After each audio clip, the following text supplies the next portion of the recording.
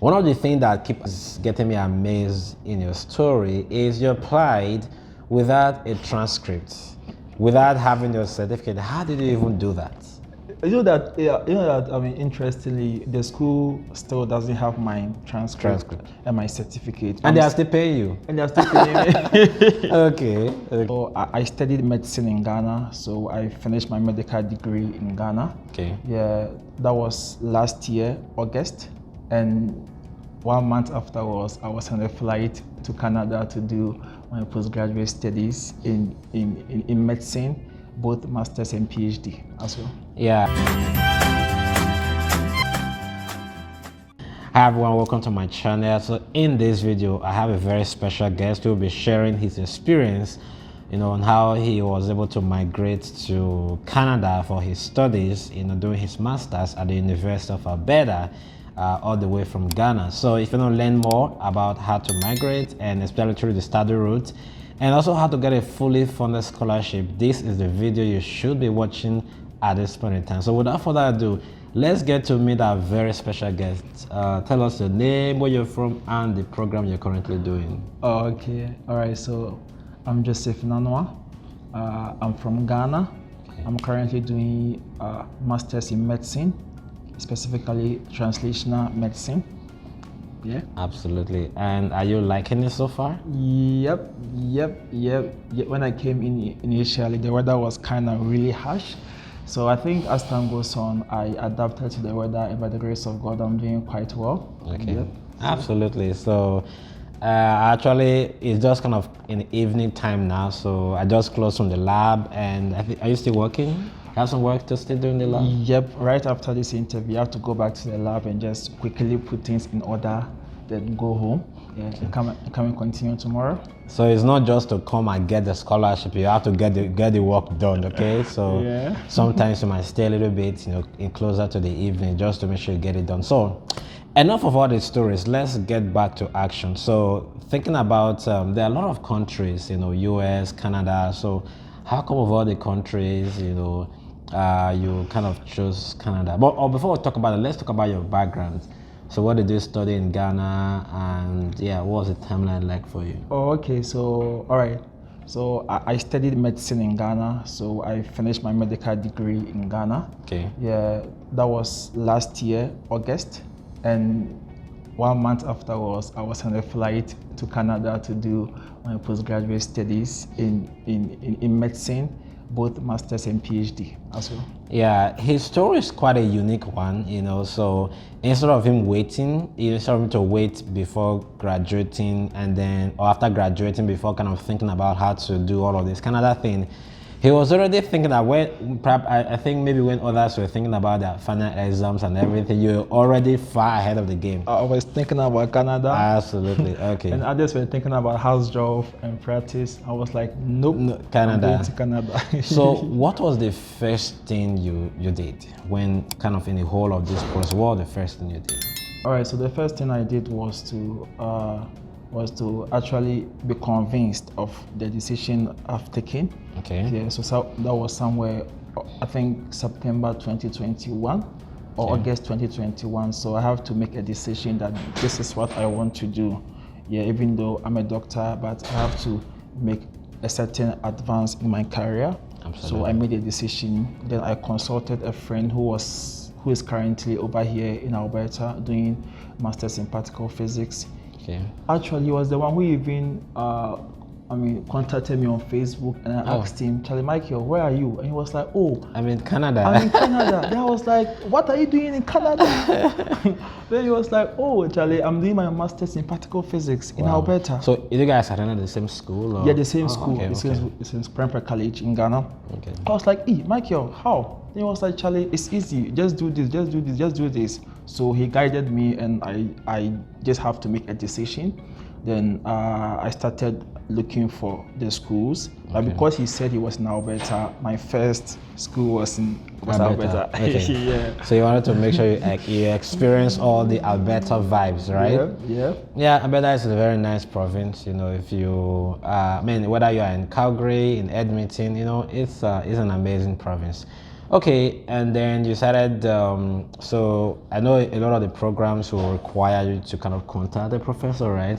So how did you go about even searching for professors and then contacting them, or did they just wake up one day and everything just came to your table? That's the most difficult part about this whole graduate school. Yeah. Yeah, if you're applying for a program where it's not required that you get a supervisor, thank God. I mean, it's kind of easier. But if you have to get a supervisor prior to application, it makes it very difficult. It took me like 6 months. Wow. Yeah. So from August 2021 till February 22, I was always writing. Wow. Every day, every week, I was writing. Like coupled with, learning and studying for final exams. Yeah. I was always on the internet, searching for schools, searching for programs, searching for professors, reading their publications, drafting emails, writing to them. I wrote over 100 emails. Over 100. So I hope you've heard. So in case you've sent one or two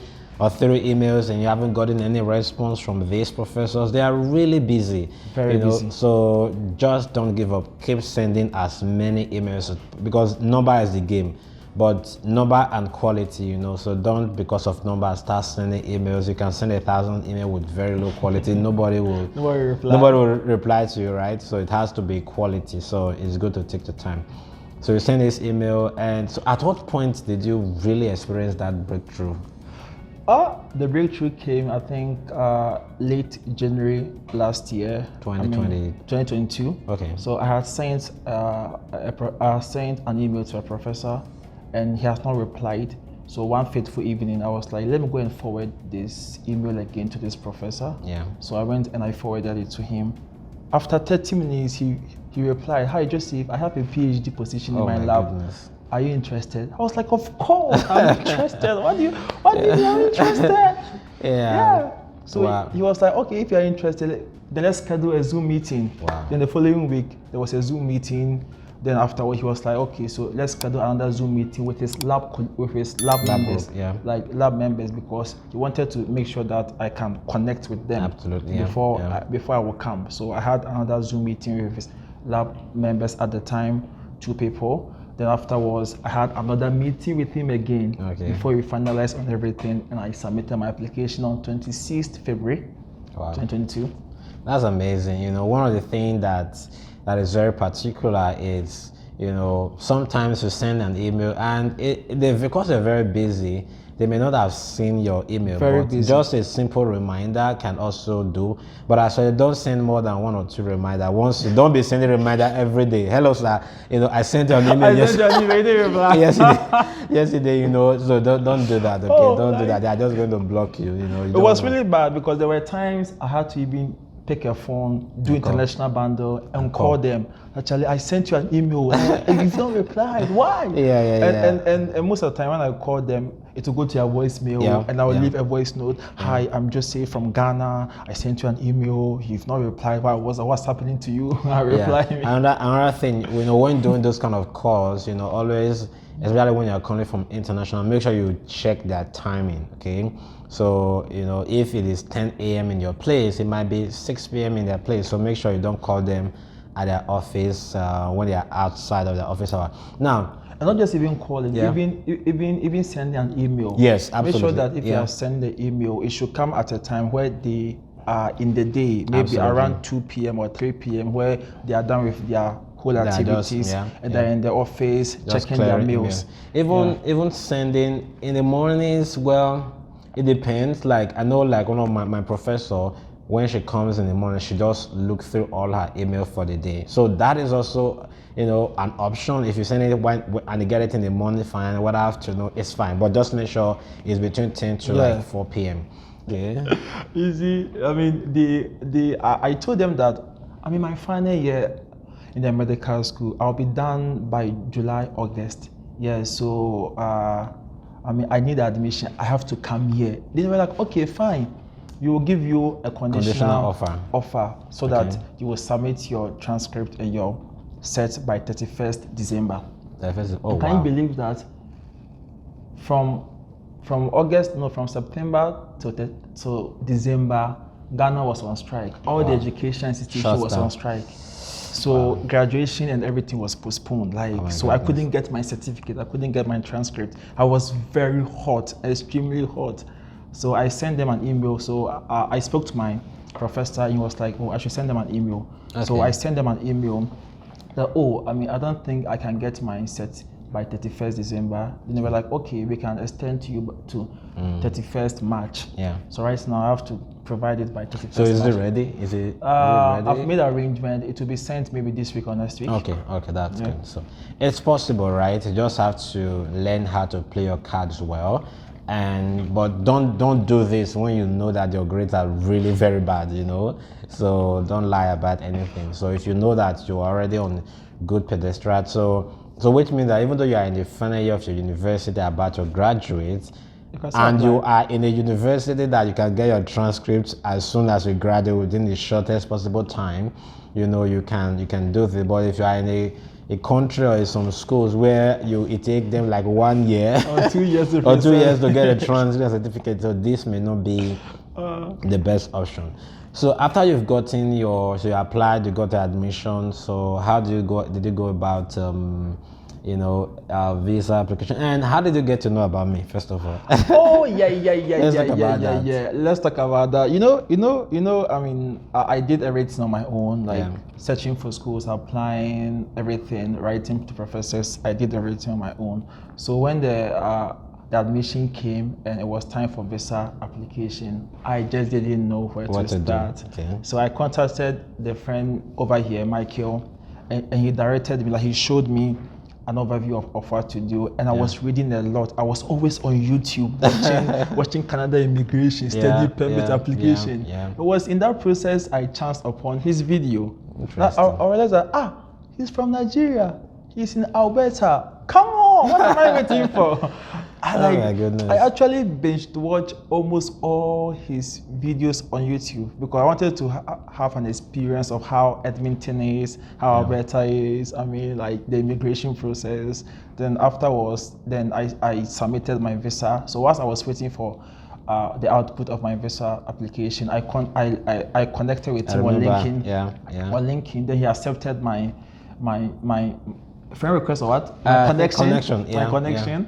So I sent him an email. I sent him a text on LinkedIn. Hi, I'm Joseph. I watched. I remember. I remember that was really interesting. Seeing that someone has watched my video and now the person's in Canada and now the person is showing in my interview on my channel. That is amazing. So for those of you that are watching, it's very possible if you put in your very best, and you get to Canada, even though you're in another province, something might take me to the province, and then I get to interview you, right? And you can say, oh, I watched these guys, it was amazing. I learned a lot of things from it. Now, so subscribe to the videos. Yes, so if you haven't subscribed, do where to subscribe to this channel so that, I might check that later on, Okay, now let's try to end with this. So let's talk about the visa application. You said you did everything yourself, So one question people always ask, I know you got a fully funded scholarship and that came with your admission, right? So about the proof of fund, do you have to show any other finance in terms of the funds? That was one of the most difficult decisions I had to make in my visa application because I contacted my professor and he gave me a letter of funding. Okay. And I also contacted the Department of Medicine and they gave me a letter of funding. So I was confused as to whether to just submit these two letters to the embassy or go and look for a statement, a bank statement. It took me like a whole month before I could make that decision. I was always searching, in the internet, asking questions. I was like, no, let me just add a bank statement. So I added a bank statement to rate aside the letter of sponsorship. I added a bank statement and everything. So this is optional, but it is better to be. I did that as well. I had a fully funded scholarship, and I also have to add a sort of account. Although I didn't have money at that time, I wasn't able having just a very little amount of money in my account. But my brother provided his sort of account, so if you have that option, fine. If you also have yours, it's just to explain that it's a backup, okay? Because when you come here, you don't just get your stipend when you just land from the airport. It takes about maybe 2 to 3 weeks for them to process. So at that time, you need to eat, pay for accommodation and some other things like that. So Yeah, so you need to have, but for me, I was a little bit fortunate. So what I did was, so in terms of accommodation, so I went and I booked the university accommodation. Okay. So because of for that, I didn't have to pay anything. So they just put everything in my account. Okay. So when I came, I already had a place, and then they started deducting the accommodation from my, stipend. That's and smart. Everything. So I didn't have, that was. But just smart. that I moved that after one semester. You definitely. Yeah, because it's kind of more expensive. Very expensive. Very expensive. Okay, now moving away from research, or let's talk a little bit about what's like a day-to-day, schedule for you in the lab. Wow. I'm supposed to be at the lab by 9 a.m. Okay. Yeah. Sometimes I come earlier than that. Sometimes I come a little bit late than that. Okay. Yeah. And ideally, I can close. I'm supposed to close by 5, but I can close at 9 p.m. or 8 p.m. Depends on you. If you want to stay overnight, there's light. There's light and everywhere, so you can stay, right? But your health first. So it depends on what you are doing for the day and your schedules and what you want to achieve by the end of the day. Yeah. So my day in the lab is mostly packed, but sometimes it's not that packed. So it depends on the project that you are working on and the assignment that you are supposed to do. Absolutely. Yeah. Now, so this also depends on the professor, right? There are some professors that are very strict with time. Once if you are to be there by 9 o'clock and you are not there by 9:30, some already sending a message, where are you, right? There are some professors, but I would say especially when you're new, okay? Like the first and second semester, you have to be coming every day, But this is specifically for those that are doing like research in the lab. Okay, there are those that are doing like maybe computer science research. You don't need to come to the lab. You can work on your computer. Stay in your home. Right? So even though you are in any kind of research, whether you're in psychology and you are doing research, you are working with data, clinical kind of data, it's the same thing, right? You may just have to work on the computer all day long, okay? But so just kind of be mindful of the research style, and once you get to understand that, it is just going to be very helpful. You can plan your activities, right? You can plan your activities, whether you want to work part-time, I'll say understand your schedule first, get to know your classes. In fact, the first semester, I advise people, don't work for research, don't work. Just try to focus on your research, understand your schedule, because at that time you're really doing a lot of things you've not done before. And a lot. Even if you close by 5 and you go home, you're still even thinking about it. Right? 8 p.m., 9 p.m., your brain is still kind of thinking about what they're going to do for the next day. So I'll say, don't work. Okay. Lastly, let's just talk about admitting, coping in Canada. So generally, I know you talked a little bit about it. Was it too harsh for you, like in terms of weather when you came? When I got to the airport, when I got to Toronto, like the weather was kind of okay in Toronto. Inside the airport or? Like outside, like I think inside, because I didn't even come out from the airport. Yeah. The moment I got to Edmonton and I came out, it was 10 degrees. I shouted. Minus 10 or 10? No, 10 degrees. When was that? Oh, September. September. Okay. Oh, that is really hot. I shouted. I was like, Jesus, I can't. It was very cool. Like 10 degrees. 10 degrees, yeah, because where you're coming from, right? Where I'm coming from Ghana, Tamale, like specifically where it can get to 38 degrees. I mean 40 degrees. And I come here, it is 10 degrees. I was like, I'm going back to Ghana. When I came, it was 4 degrees, and I was like, this is too much for me, But now, 4 degrees, 10 degrees is now. No, minus 20. I'm just working with just, a shirt, not even like a jacket or anything of that sort. Yeah, so you kind of get a little bit used to it, and your body kind of start adjusting to it. Okay. One last question.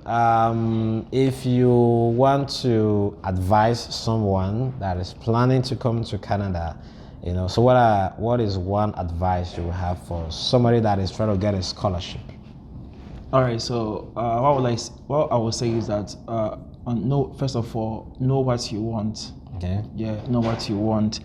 make sure that what you are trying to do is a decision that you have made for yourself and you have actually researched about it. Reach out to people and ask questions. Yeah, let them help you. I get me. Yeah, because I realize that this thing you can't do it on your own. Absolutely. Yeah, I had people to help me in the process. Yeah. And also, I mean, try and build a very strong academic resume, a very strong research resume. If you have the chance, a very strong work resume, it will help you in your application process. And also, lastly, be opened. You see, when I started this process, my plan was, let me apply for public health because I'm in a medical field. If I want to do research, public health. Along the way, I was like, nah, I don't want public health. Then I started looking at something different. So I was open to a lot of things. Yeah. So and also lastly, just trust God and ask for grace, and God help you in the process. Absolutely. You know, when you're here, you know, so it's not just to do your own research, and I always try to preach this, you know, so don't think, by the time I come here, I'm no longer going to be serious in my faith. It's very possible. You know, myself and Joseph, we attend the same fellowship, and we are so happy, you know, and he's been very helpful, you know, in that regard, and I'm very glad that he's here. He has been very helpful. He has been very helpful. He and the wife has been very helpful. So on that note, I want to say shout out to the wife. Thank you. Tina Cecily. Thank you. God bless you. Thank you. I really enjoyed that jollof. Okay. Yeah. So we did that Nigerian jollof. Yeah. Absolutely. So, but notwithstanding, Ghana jollof is still the best. But you know what? I kind of enjoyed her jollof because it was coming from Tina. Okay. So the story of Ghana versus Nigerian jollof, I think we'll leave that. Okay. So maybe another video. We're going to, you know, we're going to talk about that. But if you want to see that video, why don't you consider subscribing to this channel and also like this video. You know, if you have any specific question, any comment, you know, if you appreciate the work that we've done, just leave a comment. You know, leave a comment. It's going to help YouTube. I already recommend this video to other people. So that's going to be all for us. Thank you so much, Mr. Joseph, for taking that time from your lab to come, you know, show your face on camera today. So I was shy. I had to just come. I was shy. Yeah. So thank you. So I will see you guys in the next video. Don't forget to watch other videos on my channel. Have a great day. Okay. Bye.